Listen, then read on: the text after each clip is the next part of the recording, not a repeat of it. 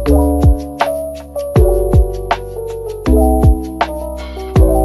this short video presentation is all about what we experience on our work immersion and sharing what experience in the office inside in Taguig City Hall.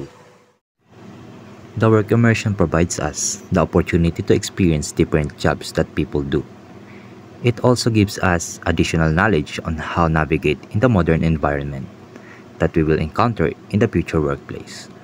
Through work immersion, we also experience interacting with colleagues and learning valuable lessons that we can carry with us into our future careers.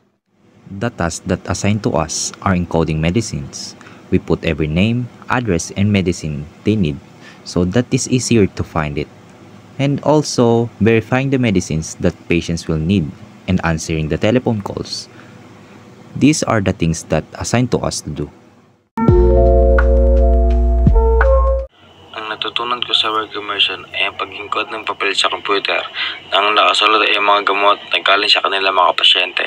Pagtapos nun, natutunan ko din gawin kung paano ang pag-verify ng mga nakalista na gamot galing sa kanila mga pasyente. At natutunan ko din gawin ang tamang paglista sa papel ng gamot na kukunin sa kabila na kung tawagin ay pharmacy. At una namang ginawa nun ay nililista ko muna ang mga gamot na kailangan ng tao o pasyente. Pagtapos nun, ihatid ko na sa pharmacy upang makuha at mabigay yung mga gamot sa tao. At pinaka-natutunan ko din doon kung paano ang tamang pagsagot sa cellphone habang kausap ang mga tao na pasyente.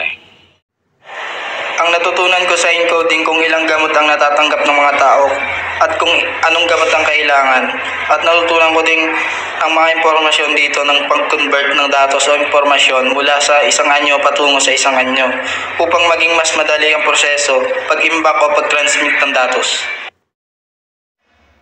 Ang mga natutunan ko po sa Medical Assistant Office, yung pag-encoding ng mga kumukuha ng gamot, paglilista ng mga gustong kumuha ng gamot nang galing sa mga office, at yung pagkukuha ng gamot sa pharmacy, ng mga gamot at nakikipag-usap sa mga patient, at pag-verify ng mga gamot, pag-xerox ng mga ID at iba pa.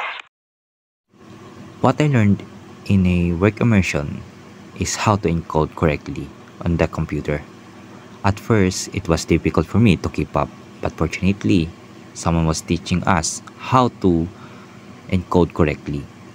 And besides that, one of the most important things that I learned in a work immersion is a social communication. I learned to talk to different people and I became more open and improved. And I can use it in my future career.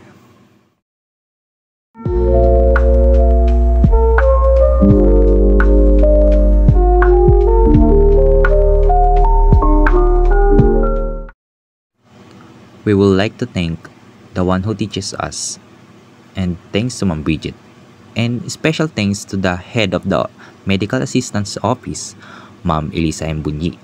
They are very kind and teach us what to do, and because of them, we have learned and improved so that we can use our skills more effectively on our future career. This work immersion is a big help for us so that we can use our experience that we got in the work immersion. We learned how to communicate and participate for teamwork.